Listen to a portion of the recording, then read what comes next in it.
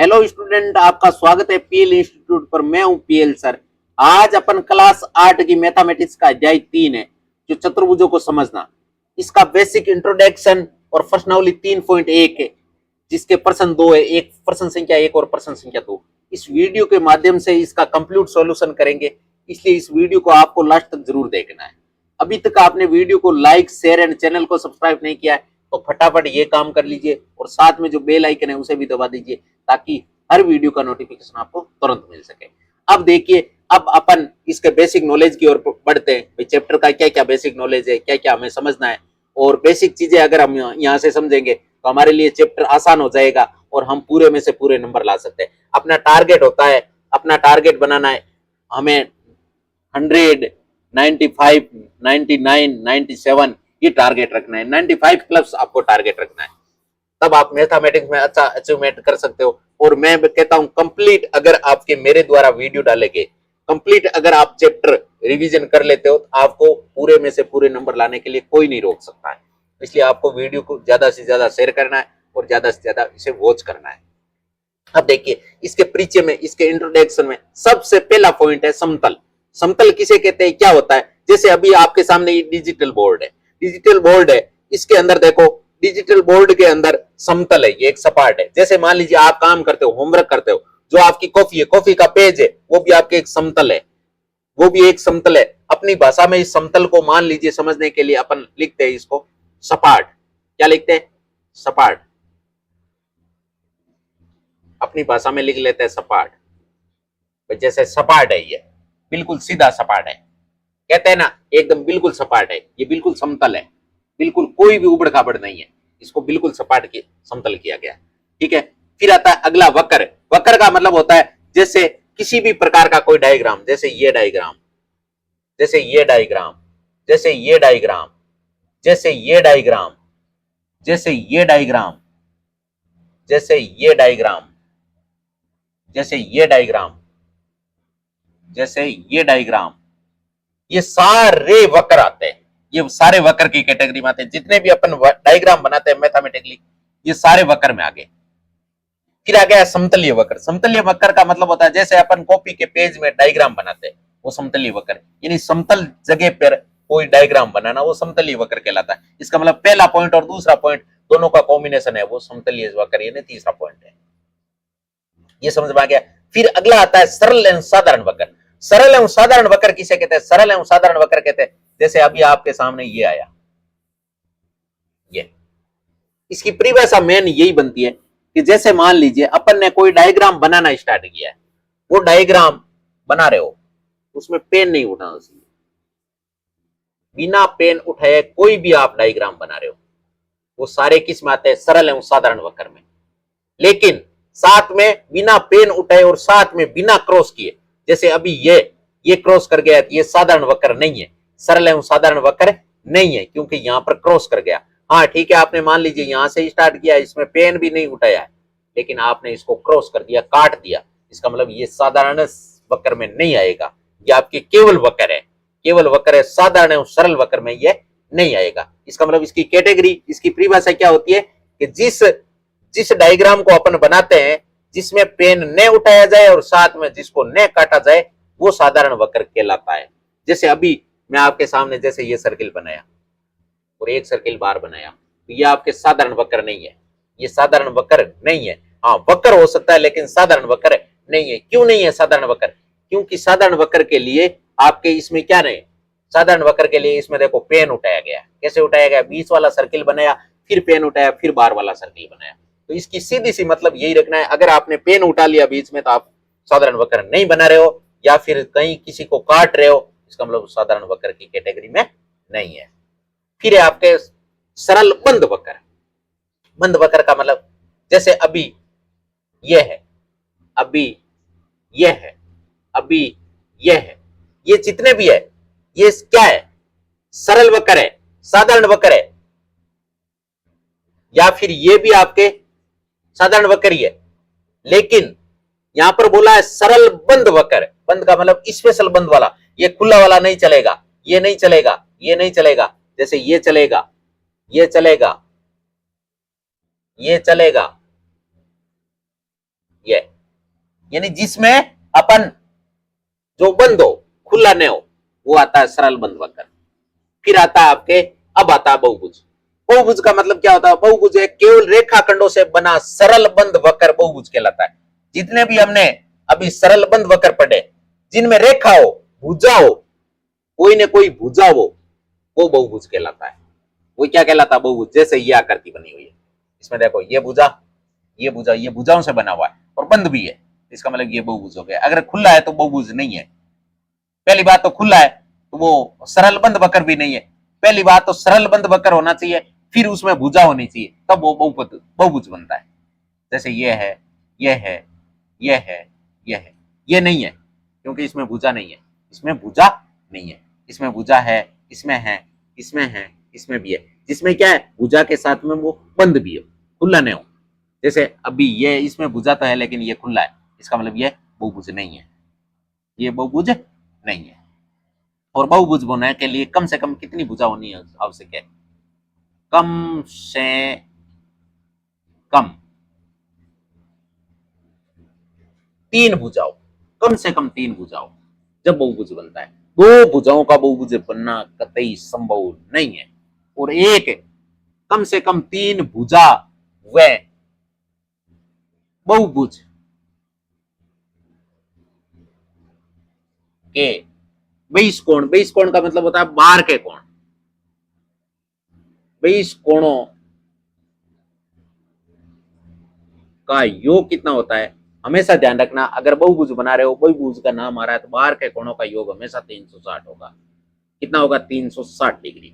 अब ये आगे आपके बहुभुज, जिसमें ये सारे डायग्राम आपके दे रखे हैं।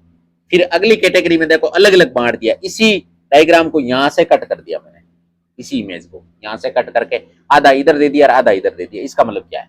इसका मतलब यही होता है, इसको बोलते हैं उत्तल बहुभुज। इसे क्या बोलते हैं? उत्तल बहुभुज। और इसे बोलते हैं अवतल, अवतल बहुभुज। इसे बोलते हैं अवतल बहुभुज। अब उत्तल और अवतल की पहचान क्या है? जैसे मान लीजिए यह डायग्राम है, इसमें अपन देखो, ये नीचे, ये आपने एक विकिरण बनाया है, ये हमने विकिरण बनाया है, ये हमने विकिरण बनाया है, ये हमने विकिरण बनाया है, ये हमने विकिरण बनाया है, ये हमने विकिरण बनाया है,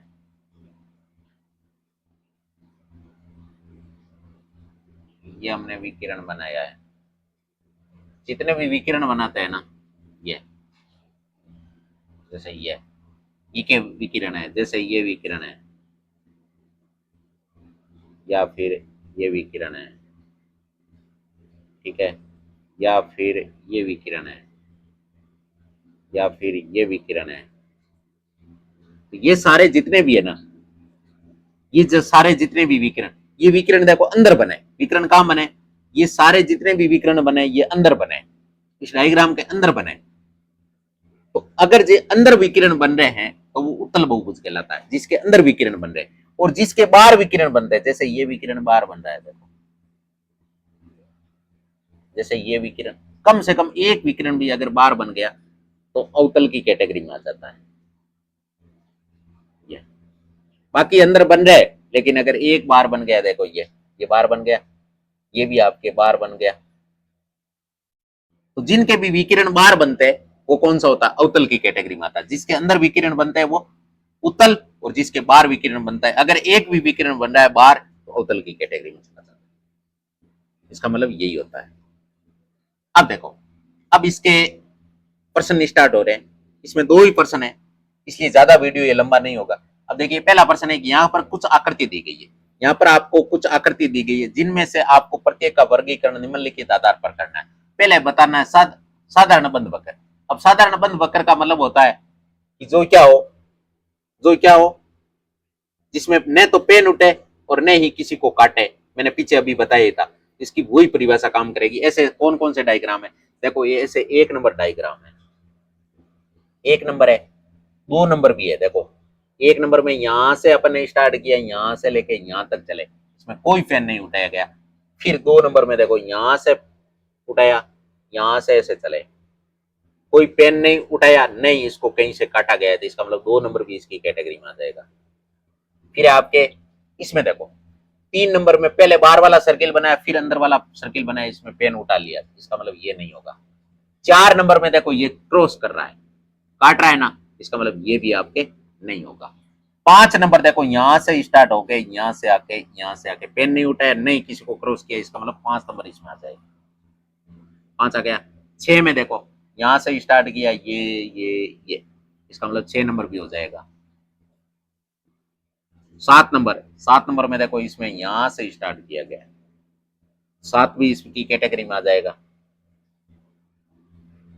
8 नंबर में यहां से उठाया, यहां से ऐसे चल गए यहां से, लेकिन यहां पर ये क्रॉस कर गया, अगर यहां पर क्रॉस कर गया इसका मतलब ये नहीं बनेगा। तो ये आ गया आपके साधारण वक्र और साधारण बंद वक्र। बंद वक्र का मतलब जो साधारण वक्र और जो बंद भी हो, तो जितने भी हमने 1 नंबर में लिए ना, ये भी बंद है, ये भी बंद है, ये भी बंद है, ये भी बंद है, ये भी बंद है, तो पहले वाले सेम आ जाएंगे, यानी 1 2 5 6 और 7।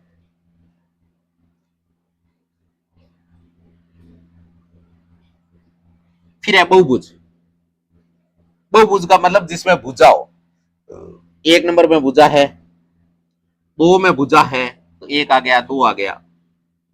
फिर कौन सा 5 नंबर, 5 नंबर में देखो भुजा नहीं है, ये गोल है ना, इसका मतलब 5 नंबर नहीं होगा।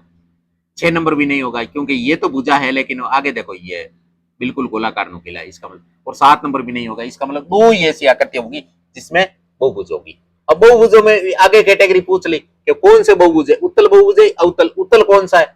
उत्तल है आपके, देखो 2 नंबर वाला उत्तर है जिसके विकिरण अंदर बन रहा है वो, इसका मतलब 2 नंबर हो गया आपके उत्तल बहुभुज। और अवतल का मतलब जिसके विकिरण बाहर बन रहा है, ये 1 नंबर में बन रहा है। सबसे पहले तो बहुभुज देख लो, बहुभुज ये 2 आए, 2 में से एक उत्तल है, एक अवतल है, तो ये 1 नंबर ये अवतल आ गया। फिर आपके अगला दूसरा सवाल है कि समबहुभुज क्या है? समबहुभुज क्या है? एक समबहुभुज का नाम बताइए जिसमें 3 भुजाएं हो, 4 भुजाएं और 6 भुजाएं। समबहुभुज का मतलब होता है जिसकी सभी भुजाएं लंबाई में समान हो। अगर 3 भुजा का है तो समबाहु त्रिभुज है, 4 भुजाओं का है तो वर्ग है, या वर्ग है, या फिर क्या है, 4 भुजाओं का क्या क्या हो सकता है, या तो वर्ग हो सकता है या समचतुर्भुज हो सकता है जिसकी चारों भुजा लंबाई में समान है। या तो इसमें देखो, इसमें आएगा आपके समबाहु त्रिभुज, समबाहु त्रिभुज। और क्या आ जाएगा, इसमें आएगा आपके वर्ग भी आ सकता है और समचतुर्भुज भी आ सकता है, क्योंकि समचतुर्भुज की भी भुजा समान होती है, 4 ही भुजा होती है। तो कौन सा आ गया? समचतुर्भुज। जिसकी 6 भुजा हो उसे बोलते हैं समषष्ठभुज। अगर 7 भुजाएं हो तो समसप्तभुज। जिसकी 5 भुजा हो सम पंचभुज। जिसकी सम 9 भुजा हो सम नवभुज। जिसकी 10 भुजा हो सम 10 भुज। इस प्रकार इसको इस कैटेगरी से बांटा गया है। हमें 3 ही पूछा गया, तीनों के हमने नाम लिख दिए। तो इसी के साथ आपकी ये प्रश्नावली कंप्लीट हुई। अगर आपको वीडियो अच्छा लगा है तो वीडियो के नीचे आपको एक प्यारा सा कमेंट करना है। अगर किसी प्रकार का कोई डाउट है तो भी आप नीचे कमेंट कर सकते हो। अभी तक आपने वीडियो को लाइक शेयर एंड चैनल को सब्सक्राइब नहीं किया तो फटाफट ये काम कर लीजिए, साथ में जो बेल आइकन है उसे भी दबा दीजिए ताकि हर वीडियो का आपको नोटिफिकेशन तुरंत मिल सके। All the best, take care, bye bye, जय हिंद, जय भारत।